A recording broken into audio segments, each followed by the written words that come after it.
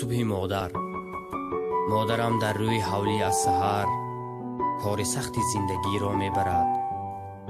آتش افروخته پیش از طلوع پرده چشمان شب را میدرد.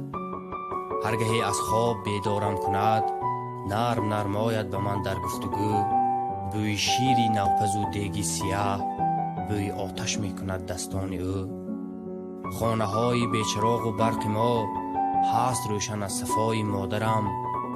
نام ما گیرد چو نام بخت خود سیر گردیم از صدای مادرم. هست مثل پرچمی فصل بهار در سرش رومال پرنقش و نگار. از صدای عطسه های روشنش پاره میگردد دل شبهای تار.